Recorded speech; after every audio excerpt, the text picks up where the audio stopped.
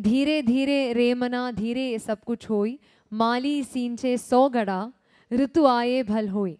Where Kabirdas reminds that dropping 100 pots of water will still not quicken the process of ripening of fruits, where time is of essence, an industry that depends largely on time and external factors, agriculture. So this is going to be deliberations on a pertinent topic from the domain of agriculture, cultivating the future, best practices, funding and regulation. In order to moderate the session, can we have the pleasure of having Mr. Shivdas Menon on stage? Hearty welcome, Mr. Shivdas Menon, Managing Director, Sterling Group of Companies, an enterprise he founded way back in 1988, a diligent agricultural engineer who's well versed in the field. Namaste and welcome, sir. Joining him are stalwarts from the world. Can we have the joy and delight of having Shri Venu Rajamony on stage? Professor O.P. Jindal, Indian Ambassador to Netherlands, who's also been the Press Secretary to President Pranab Mukherjee, Consul General in Dubai, Officer on Special Duty of the Government of Kerala, an ace diplomat with an illustrious 35-year career. Hearty welcome, sir. Shri Shaji KV, Chairman NABARD. Please join us. He's been spearheading crucial initiatives like software-based supervisory inspection and the computerization of primary agricultural cooperative societies, a key influencer in shaping India's rural and agricultural landscape. Welcome, sir. And our panelist, the very proficient Shri Harikishore IAS. Welcome, sir. Managing Director of KSIDC, Special Officer, Directorate of Plantations, Government of Kerala. The very meticulous public servant. Welcome, sirs. Mr. Menon, floor is yours. Yes, welcome.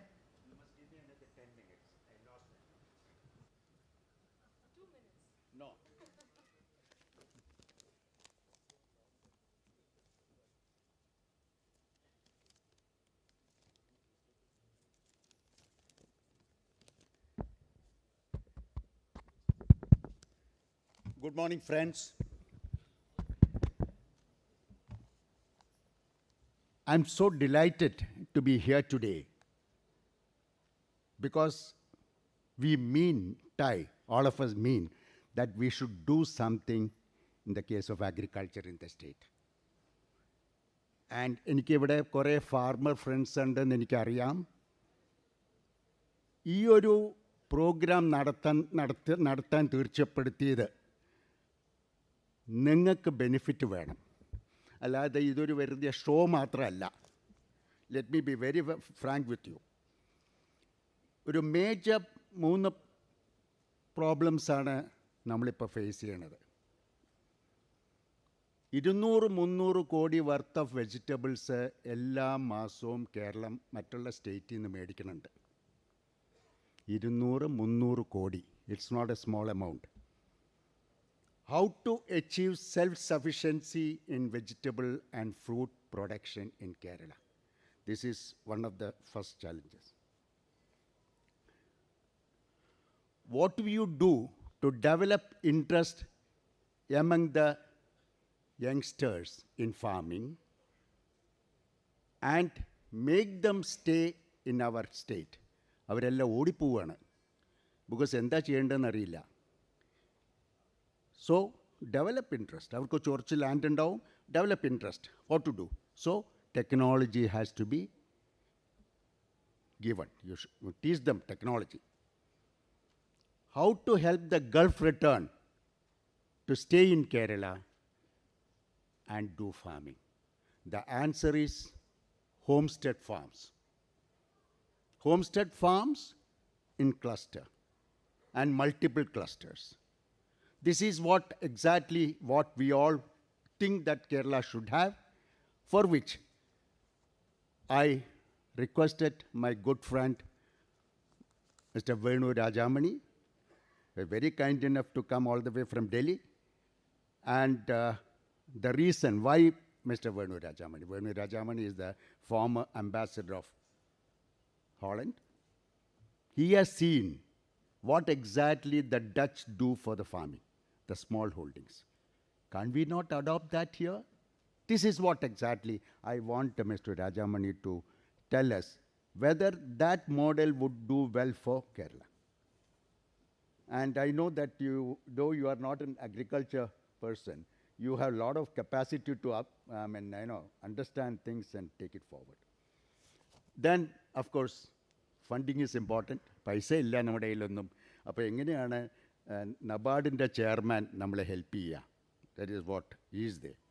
And third, of course, Harikishore, Mr. Harikishore, ഇതെല്ലാം കൊണ്ടുവരികയാണെങ്കിൽ Kerala state accept ചെയ്യണ്ടേ policies? അപ്പോൾ നെഗറ്റീവായിട്ട് ഞാൻ ആദ്യം തുടങ്ങണില്ല. Let me be positive. Mister Harikishore has got lot of positive things to say regarding the plantation.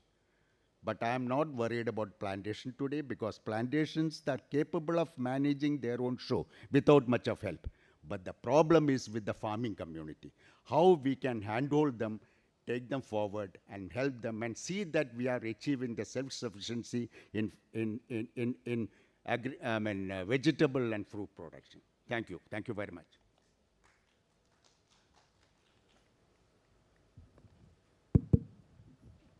Good morning, Venuji. Morning. Good morning, everyone.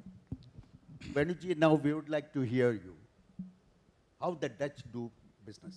They also have small holdings, but the technology have helped them to almost 30 to 40% more production. And how do, you are an expert in flood management. That also you can add. Okay. Well, let me start by thanking you, Mr. Menon, as well as TiEcon, for inviting me for this session. I've been part of many gatherings here in Kochi and in Kerala, but this is the first time I'm coming for a TiEcon, and I've had associations with Thai representatives in various parts of the world, including the founders in the US. So it's a great pleasure to be here. Let me say, and let me start with Netherlands, which is what you want me to talk about. Netherlands is a small country. In land area, it is very similar to that of Kerala. Like Kerala, Netherlands also gets heavy rains, and it is flood prone. As was mentioned by Mr. Menon, it has been flood prone for centuries. It is a densely populated area like Kerala. It is also highly urbanized like Kerala. But the difference is, and I would say that Kerala is also a success story in many ways, but when it comes to agriculture, Netherlands is a success story like none other. Netherlands is the second largest exporter of agro products in the world, the first being the United States. So imagine the size and the resources of the US and compare it to tiny little Netherlands. How do they become number two? And Netherlands is the largest exporter of vegetables in the world. Without large land area in which they can grow, how have they achieved this? And the key to that is the application of technology, is the application of knowledge, and is the building of close linkages between academia. The Wageningen Agricultural University in the Netherlands is considered the best in the world. With farmers, farmers work very closely with agriculture experts and with the universities.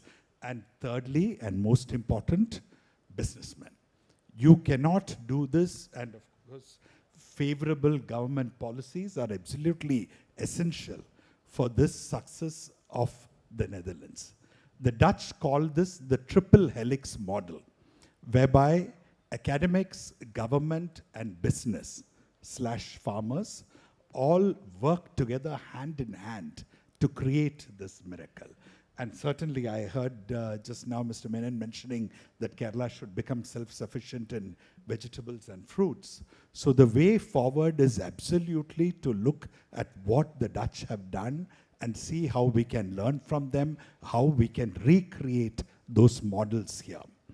And in simple terms, it is by precision farming. To grow any commodity, they have been able to bring down consumption of water to about 1/10 what obtains in many other parts of the world. It is by greenhouse cultivation. If you land at the Amsterdam airport at night, you will see kilometers and kilometers of lights in the middle of the night. And these are high-tech greenhouses which are tricking plants and vegetables to grow 24/7. They are artificial light, there is artificial heat when it is winter, it is air conditioned to maintain temperatures. Because soil gives disease, plants are grown on artificial soil, and very interestingly, coir pith is one of the very important mediums used as artificial soil. They also have rock wool from Scandinavia, which is considered very expensive. There is a company in Coimbatore which is exporting to the greenhouses of the Netherlands. And by using natural means of pollination and zero pesticides. Yesterday during the networking dinner, I met many people who talked about how across Europe, circular economy is the key. Everybody wants organic items, everybody wants sustainably produced items, responsibly produced items. So this is the way the world is, the developed world is definitely already gone there, but almost all of the world, this is the way they're going to move. And we should be able to prepare in advance for that, and that is what the Dutch do. They ensure that anything which comes out of their greenhouse is pesticide-free, uses hardly any fertilizers. They have bumblebees within greenhouses, which are responsible for pollination.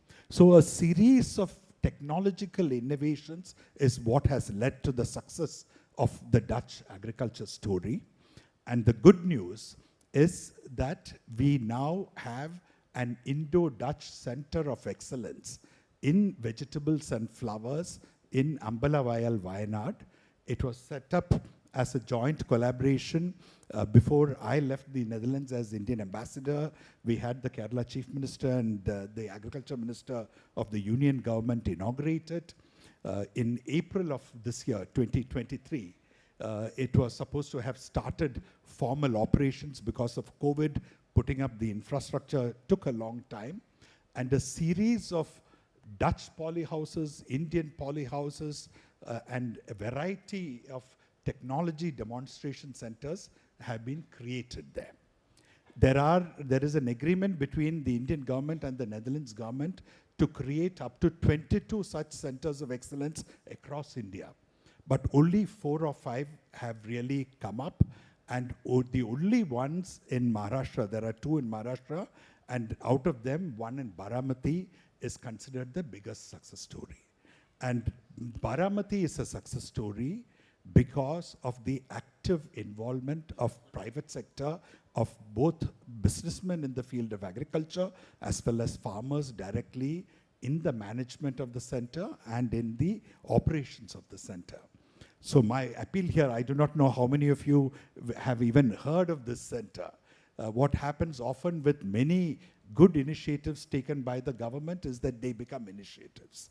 And while a lot of good work is being done by our agriculture universities, this center is located in the Ambassador campus of the Kerala Agriculture University. They do not reach the farmers, they do not reach the agri-businessmen. So please, I would appeal to an organization like TiE to visit the center, to take over the center if you can, to be actively engaged in the running of the center, and to work closely with the government in bringing the best Dutch practices to Kerala. Thank you. Thank you, Venuji. That's the problem. That center of excellence, I know that it's away, but unfortunately, it is not connected with the industry.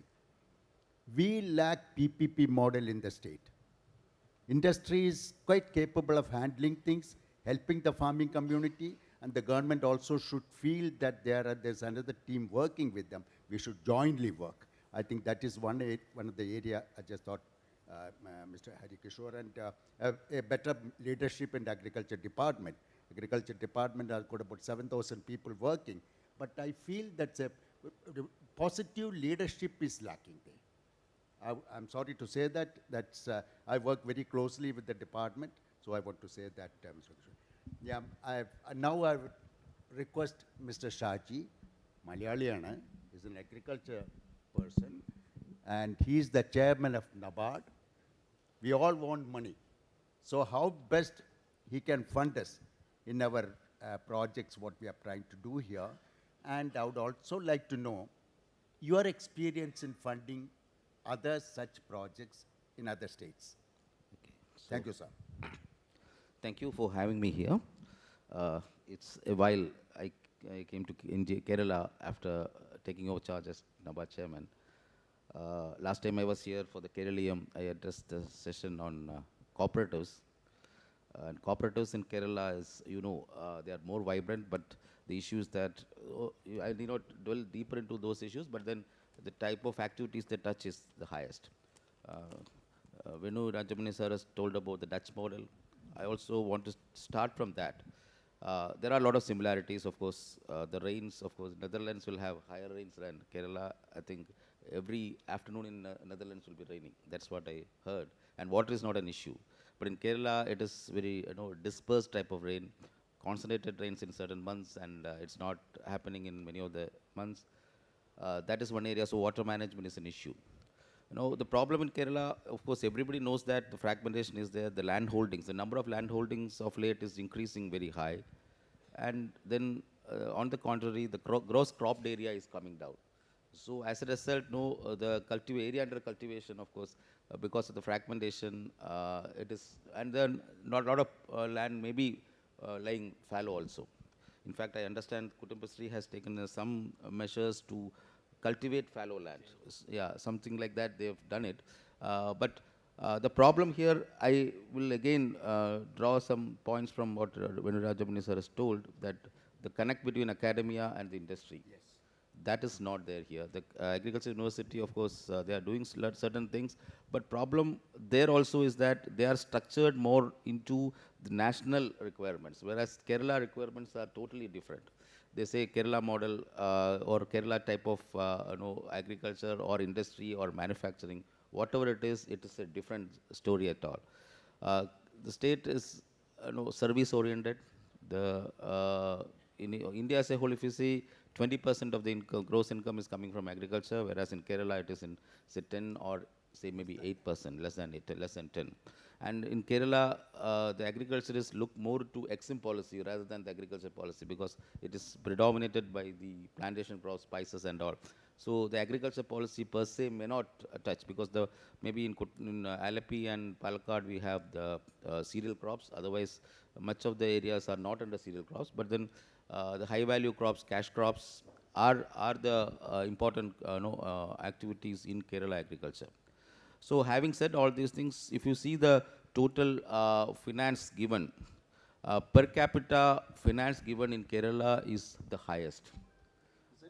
It's highest for agriculture, I'm telling. If you see the total gross value added in agriculture, for every 100 rupee of gross value added in agriculture, around 180 to 200 rupees have been given as loans. So any industry which is producing 100 rupees, if you are giving 200 rupees as loan, it will not be viable. So naturally, whether this 100 rupee or 200 rupee which is given is used for agriculture, that's the question. So you all know that Kerala predominated by gold loans. So if you see the landscape, the financial landscape of Kerala, there are a lot of gold loan companies are there, and when banks are having gold loan schemes, and Kerala household holds a lot of gold. And nothing wrong in that, but then if they pledge gold and take loan and stating that it is for agriculture, it should be used for agriculture. But then that's not the case. But we can't blame them also, because for agriculture, it is very easy to get loan and maybe subsidized to some extent. Banks also have a propensity to give more loans because they have to meet the agriculture targets. All India level, if you see, 18% of the total loans given by any bank should be to agriculture. That is the mandated lending guidelines given by the RBI and the Government of India. And within that, 10% should be to small and marginal farmers. So in case of small and marginal farmers, Kerala, the predominant is small and marginal farmers. Almost 98% of the farmers are small and marginal farmers. So Kerala should get the highest number of Kisan credit card, going by the number. Kisan credit card, incidentally, is the the one-stop shop for all agricultural loans in, for the working capital needs. 75 lakh holdings, but then if you see the number of farmers, actually number of farmers, it will be in the range of 14 lakhs. But then those who have registered under the PM Kisan, which is meant for landholder farmers, it is roughly in the range of 35 lakhs. But then there will be some, some cleaning happening there, because those who are paying income tax will not be eligible for the transfers, direct benefit transfers from the government. So roughly 14 lakhs is the Kisan credit card number now against the land holding of 75 lakhs. So now one point here is that, how can the 75 lakh holding, at least 50% of the holding, can be coming under the banking system in terms of Kisan credit card? That is one strategy we can adopt, because Kisan credit card is a 4% loan which is getting. The issue is that the homestead farming which you touched, in Kerala, there is a need for more concentrated homestead farming, unlike in other states, because other states are expansive agriculture which is happening. So here the concentrated agriculture, and then people also need that, because those who are engaged in other vocation, their free time they can use for agriculture activities. That will reduce the load on our health system as well. The earlier session was on health system and the wearables and telemedicine they were talking.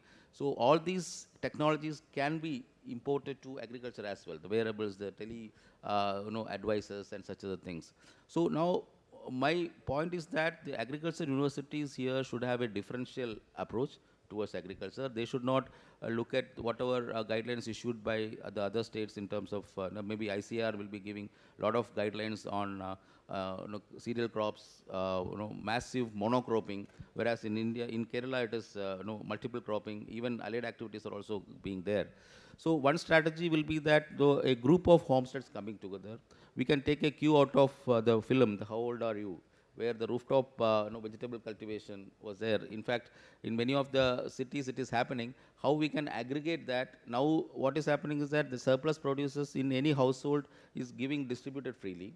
How we can aggregate that and market, brand it as a safe to eat type of thing, because I understand many of these rooftop or the homestead may not be using much of fertilizers. Most of the recycling happening, the circular economy which is telling, that will happen there. So how can we do that? So agriculture here should be agribusiness first of all. So small enterprises should come, distributed enterprises to match the fragmented land holdings.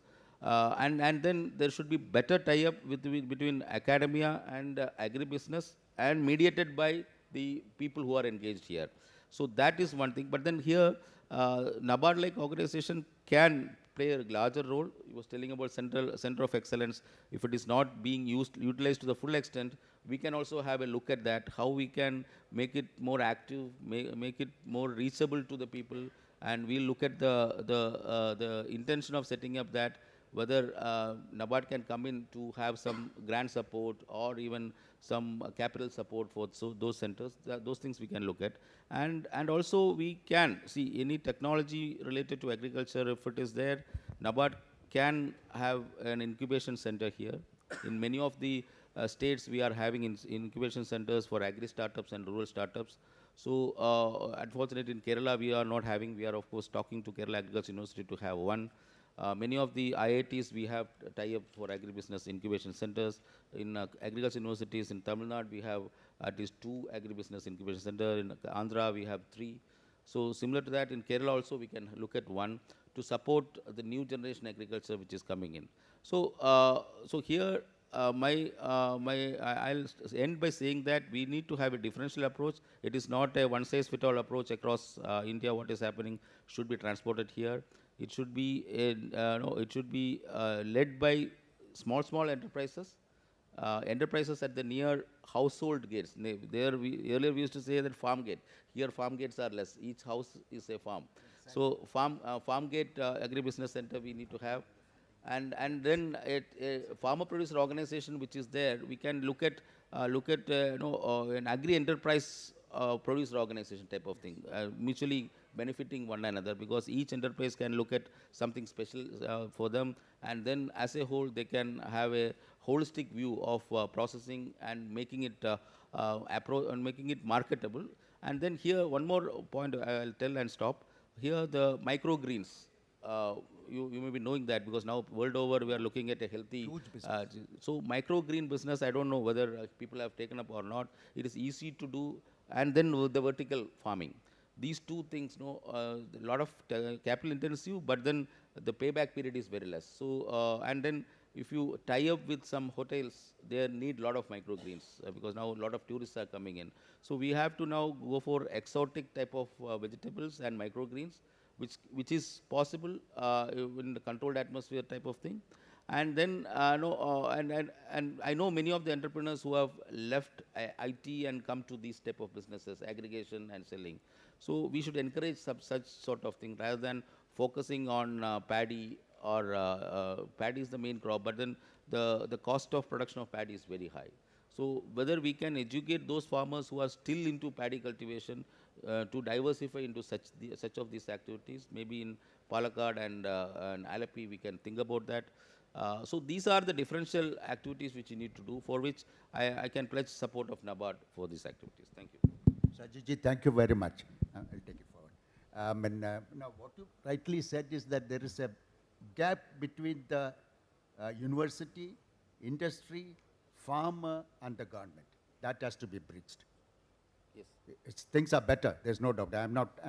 We are not here to blame anybody. Yeah, blame anybody, but it has to be academic done. discussion. Yes, exactly. And this is number one. Number two, what I thought is this cluster. Homestead farms. When you have individual homestead farm, we can ask them to grow this thing. Technology can be given. All that. The thing is, then they will find it difficult to market the product unless they have a cluster and a center, processing center. From there, it is Amul model, for that matter, the same model. So that has to be done. But the problem, I'll tell you, the center processing unit, who will fund? Who will fund? And so CSR also is prepared. Some of the CSR funds can be utilized for. Anyway, we will discuss on that on a later date, but thank you very much. So for here that. one point I can tell that we can restructure the FPO scheme Yes. for fitting into this. Yes.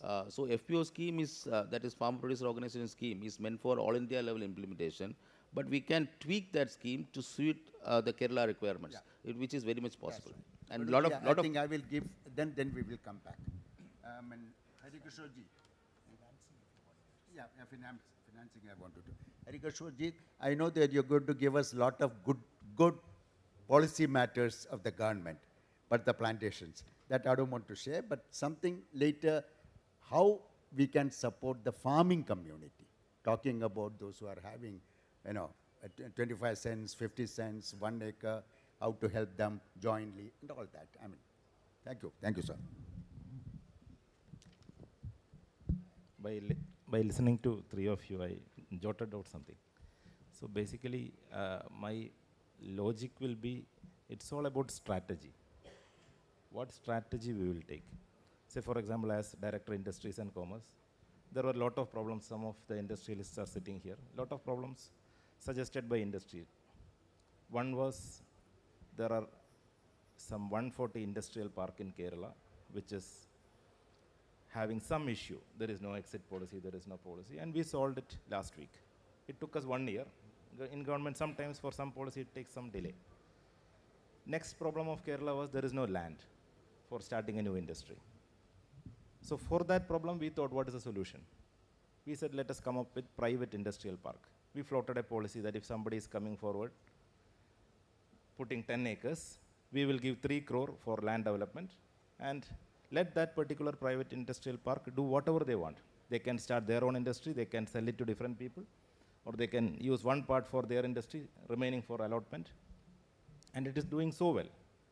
16 private industrial parks are set up. They are given the status of government industrial park, and to our surprise, nobody has asked for money also. They got this permission. So that way, for each problem, if you can have a solution in government, maybe some delay may be there sometimes. So similarly for agriculture, my suggestion is the strategy. When I listened to all of you, you listed some 10 problems. So we cannot have a single strategy for all this. One could be fallow land cultivation. One could be academy and agriculture, lack of coordination. One could be a marketing. Marketing is a real issue, and price is another issue. Then one could be global warming. We don't know what impact it have. One is value. So homestead cultivation, sustainability, as you mentioned. So my suggestion is to have a strategy for each problem. Say for example, this year 1,172 farm-based MSMEs came up. In only one scheme, there is a Prime Minister scheme for MSME in food sector, and 1,172 entrepreneurs started their business. So one solution could be you can link industry to farmers. Say if somebody is manufacturing jackfruit-based product, his biggest problem will be he is not able to get raw material from different parts of the state. The problem with the farmer is jackfruit is there, nobody is there to take. So connecting, it can be contract farming if you put it in a single word. So connecting the existing farmers to an existing industry is one solution for pricing and ensuring marketing. So my suggestion in this seminar is, maybe TiE is coming with a white paper also. If you can list the problems, say these are the 10 problems, it can be crop specific also. So for this problem of connecting the existing entrepreneurs to get agriculture produce, this is the solution. We can have a solution. If the next problem is there is a lot of fallow land and nobody is cultivating it, it is not used, then the solution can be joint liability groups of Kudumbashree, which he was mentioning. If it is a problem of some technology, as Venu, Rajamony sir said, it can be Dutch collaboration or some center of excellence can solve it. So that is one. And second is, second problem, say, second idea could be, I'm just mentioning two ideas. One is list the problems and we can have strategy and solution for each problem, and I think government will be able to solve everything. If the strategy is correct, it will work. If the strategy is wrong, it will not work. Second, you mentioned about youngsters not coming into agriculture. So I have a solution for that. My suggestion is to have startups in agriculture, because startup mission of Kerala is doing so well. It is India's #1 startup for the last 3 years, and also it is one of the best startup ecosystem in the world. And now all the startups are mostly IT related. Now there is a thrust for social startups, there is a thrust for manufacturing startup. So if IT based, if agriculture based startups, that word is encouraged and it is promoted, slowly in 3 years youngsters will also contribute, and so that is one suggestion which I have. That's all. Harikishore, now the plantation things are happening, which I'm sure is going to be, you'll be declaring it in future. Why? That's because you are given industry status to the plantations. That has fastened the, the policy changes in the plantation. I'm asking too much, I know. No, I think, I know, because the plantation has been given industry status. Now the new policies have come. Additional planting plan. What do you call it? It does not come, we have proposed. And it's coming, whatever said. Something is happening, because we have been trying on this since last about 25 years on this. At least something is coming now. Now, likewise, I would suggest, I'm asking too much, I know, even agriculture also need to be given industry status. Then things will be better. I know that political things and all I know, but the thing is, this is what exactly the farmer requires. My suggestion is not about the status or department. It is about the solution, your problem solving way. Say plantation came to industries, but only one part of plantation. Plantation is mostly controlled by Plantation Labor Act, and still housing, welfare, everything of plantations is by Plantation Labor Act. So when the value addition part came to industries, so we asked them what are their problems. We conducted a meeting with APK. So a list of problems were there. No, I fully agree with. No, what we have done is the same process can be replicated everywhere in agriculture also. Yes. What we have done is, okay, so there is no profit, there are some issues. So we entrusted IIM Calicut to do a study. Now they will come up with a paper that these are the steps to be adopted, these are the policies to be taken, etc. So 4 to 5 months you are getting them. so we will get that, and before that we asked the planters what else is required. So they were telling that the 5%, and of the 5%, only 10% can be used for tourism. That need to change. So we gave a proposal to government to, use some area of the existing plantation for fruit-bearing trees. It requires a lot of discussion because there is a historic problem. Earlier, if there was a mango orchard having 25 acres, he could not sustain. Yes. But if it was a tea, then it was allowed. So now you are allowing that tea to convert to mango.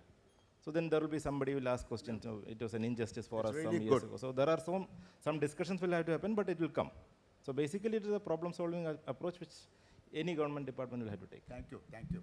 Venuji, the funding you said, the funding for that, this is number one. Number two, having spent a lot of time abroad, I think Kerala farming community can have some sort of a tie-up or joint venture. For example, the Holland technology. Holland is very expensive for them to cultivate in their country. But we can do it at a competitive rate. A joint venture comes out. Floriculture for that matter. What's your? Okay, there are several thoughts, but let me first say not just Tamil, Milma is a success story, and Milma is a success story which emerged out of the Indo-Swiss dairy project in Matapati. So similarly, along with the Indo-Swiss project, one of the biggest success stories in Kerala's history of development has been the Indo-Norwegian project on fisheries. Both these were created with official development aid from these two countries, which came to India and then down to Kerala. But today we do not have that kind of development aid from governments anymore. The government of India doesn't permit it. However, that doesn't mean there are no resources available for anything green, for anything circular, anything sustainable. There is lots of money available, institutional money, loans from various institutions in Europe, including the European Investment Bank, including the FMO, which is the Dutch Development Bank, etc. So we need to have projects, you need to identify potential sources, and then we need to be able to pitch it to them. But much, much bigger than whatever aid or whatever, not aid, whatever assistance, financial funding that we can get from Europe, the biggest source, the most important source for funding in the agriculture sector for Kerala and for India is the Gulf. We are actually in a sweet spot. The Gulf is a very major destination for our exports, including agricultural exports, especially vegetables, fruits, and spices, and also seafood. Every single Gulf country, especially the big ones, Saudi Arabia, UAE, Kuwait, Qatar, they have all adopted food security as a priority. Sorry, Venuji, how to get that funding? I'm coming to that. So number one, in terms of alignment, the Gulf countries have plenty of investable funds. They have resources. Two, in terms of policy, food security is one of the biggest priorities for them today. They are looking around the world to see what investments they can make and how can they guarantee their own food security. Three, we have a long history of close contacts with the Gulf countries. We are already exporting to them. They have come here. We have a huge NRI community. Many of them who are big retailers, Lulu for example, many of them who are big businessmen there, who know how systems work and who can help tie up end to end. But what is missing, the question Mr. Menon asked, is a joint effort. This is not something which can be done by any one person. The government has to play a very big role. There was a time when I was involved in planning a visit of the Honorable Chief Minister to Saudi Arabia. At that time, this was one of the biggest priorities, and the Indian ambassador in Saudi Arabia very clearly said, please come up with, and you know, when you're talking Saudi Arabia, you're not talking peanuts, you're talking big money. So can we create in agriculture a big project which can be pitched to a Saudi Arabia or UAE? UAE has already a dedicated company which is setting up food parks in 4-5 different places of India. Sadly, Kerala is not part of it, despite our historical relations. But if we are willing to go to them with a project, they will certainly look at us and they would be happy to invest here if we can meet their requirements in terms of quality, their requirements in terms of quantity of supplies, their requirements in terms of some return. They are willing to invest. But it has to be a PPP model. Yes. It has to be a collaborative exercise. And it's wonderful. Harikishore just told us about private food parks. Yes. Can some of these food parks be turned into private industrial parks? Can these industrial parks be turned into food parks? So this requires a collaborative effort between the government at the highest level, the civil servants, businessmen, and of course, you have to ensure that the farmers are part of this exercise so that any food park will get enough raw material, be able to process it in Kerala, which is good for us. We create jobs, and then we export it to the Gulf in a joint venture. Venuji, will you help us in preparing a white paper? And Shaji ji also. We are serious about it. Yeah. There is a genuine problem with the farming community of Kerala. There, we don't want, I'm already old, my children are already abroad. I don't want rest of the children run away from here because they don't have anything to do. Yeah. I think it has to be done. ഇവിടെ കുറേ farming ആൾക്കാരുണ്ട് ഇവിടെ എനിക്കറിയാം അതാണ് ഞാൻ മലയാളത്തിൽ പറയണത്. I think we will do something on that. അവർ വളരെ help ചെയ്യാൻ Here, ready-ആണ്. talking about the food park, already a food park has been set up in Palakkad, assisted by NABARD, by the government of India, എനിക്കറിയാം. government of Kerala, and that is at the RADF rates, that is at 4%, very cheap of concessional financing. But one issue is that no, financing is not an issue. Issue is that the financeable projects should be there, viable projects. Here, one thing, no, they should generate projects. What my request will be to the government, here in every panchayat we have a Krishi Bhavan. Now they are bogged down by a lot of bureaucratic activities, subsidy. So they should actually transform into incubators and specific region specific policy, or rather strategies should be there. He was talking about the strategy. Actually, Krishi Bhavan should become the nodal point. There is an agriculture graduate there with experience there. So we have been tying up with government to set up smart Krishi Bhavans, one each in every district. Already we have funded that.